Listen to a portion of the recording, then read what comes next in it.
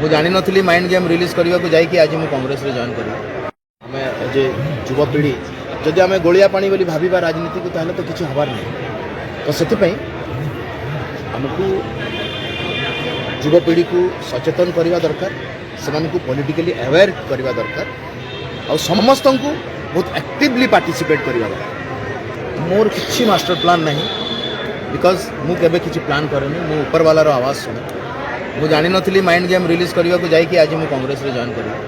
ଗୋଟେ କଥା ଜାଣିଛି ଯେ ମୋର ଆଇଡ଼ିଓଲୋଜି ଯଦି ଆପଣଙ୍କ ସହିତ ମ୍ୟାଚ୍ କରିଲା ତାହେଲେ ମୁଁ ଆପଣଙ୍କ ସହିତ ରହିବି। ବିକଜ ମୁଁ ଚାହୁଁଛି ଯେ ମୁଁ ଯେଉଁ ଅଞ୍ଚଳରେ ବର୍ତ୍ତମାନ ଅଛି ସେଇ ଅଞ୍ଚଳର ଉନ୍ନତି, ସେଇ ଅଞ୍ଚଳ କେମିତି ଉନ୍ନତି କରିବ। ଯଦି ଅନ୍ୟମାନଙ୍କୁ ଲାଗୁଛି ଯେ ସେ ଅଞ୍ଚଳ ଅଲରେଡ଼ି ଉନ୍ନତି କରିଛି ତାହେଲେ ମୁଁ ସେଇମାନଙ୍କ ସହିତ ରହିବି ଯେଉଁମାନେ ଜାଣିଛନ୍ତି ଯେ ସେ ଅଞ୍ଚଳ ଉନ୍ନତି ହେଇନାହିଁ।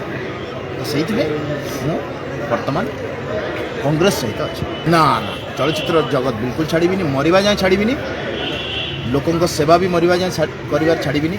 ତ ବର୍ତ୍ତମାନ ମୁଁ ଦୁଇଟା କାମକୁ କେମିତି କରାଯାଏ ବହୁତ ବଢ଼ିଆ ଭାବରେ ସେଇଟା ବି ପ୍ରୁଭ୍ କରିବି। ଚଳଚ୍ଚିତ୍ରରେ ଯଦି ଦର୍ଶେଇ ହେବ awareness କ୍ରିଏଟ୍ କରିବା ପାଇଁ ତାହେଲେ I would B the most happiest person in the world. Because ଚଳଚ୍ଚିତ୍ର ଗୋଟେ ଏମିତି ଜିନିଷ ଯେଉଁଥିରେ ଆପଣ ବହୁତ ଲୋକଙ୍କୁ ଏକା ସାଙ୍ଗରେ ମାନେ କ'ଣ କହନ୍ତି ମାନେ ଆକ୍ଟିଭଲି ଇନ୍ସପାୟାର୍ଡ କରିପାରିବେ। ତ ମୁଁ ଯଦି କରିପାରିବି ଚଳଚ୍ଚିତ୍ର ଜରିଆରେ ଲୋକଙ୍କୁ ରାଜନୀତିର ଅସଲ, ଯେମିତି ରାଜନୀତି ଗୋଟେ ପିକ୍ଚର ଆସିଥିଲା ପ୍ରକାଶ ଝାର, ଯଦି ଦେଖିବେ ଅସଲ ଚେହେରା ଯଦି ଦେଖେଇବା ମୁଁ ଗୋଟେ ବହୁତ ବଢ଼ିଆ ଏକ୍ଜାମ୍ପଲ୍ଟେ ଦେଉଛି। ମୁଁ ଯେତେବେଳେ ସମ୍ବଲପୁରରେ ଥିଲି ସେତେବେଳେ ଆମ ଘରେ ଟେଲିଭିଜନ୍ ନଥିଲା। ମୁଁ ଯେତେବେଳେ ବାହାରିକି ଆମର ଛକକୁ ଆସିକି ପାନ ଦୋକାନରେ ଠିଆ ହେଇକି କହୁଥିଲି ଯେ ମୁଁ ସିନେମାରେ ହିରୋ ହେବି, ମୋତେ ଲୋକ ଦେଖିକି ହସିଥିଲେ ଆଉ କହୁଥିଲେ ଚାଲା ମୁରାରୀ ହିରୋ ବନି। ମୁଁ କିନ୍ତୁ ନ୍ୟାସନାଲ୍ ସ୍କୁଲ୍ ଅଫ୍ ଡ୍ରାମାରୁ ପାସ୍ ଆଉଟ୍, ଫିଲ୍ମ ଇନଷ୍ଟିଚ୍ୟୁଟ୍ରୁ ପାସ୍ ଆଉଟ୍ ହେଲି, ବମ୍ବେରେ କାମ କଲି। ଷ୍ଟାର୍ ପ୍ଲସ୍ ଭଳିଆ ଗୋଟେ ଶୋ ଯେଉଁଠି ଗୋରା ଲୋକମାନେ ହିରୋ ହୁଅନ୍ତି, ବଟ୍ ମୁଁ ସେଠି ହିରୋ ହେଇକି କାମ କଲି।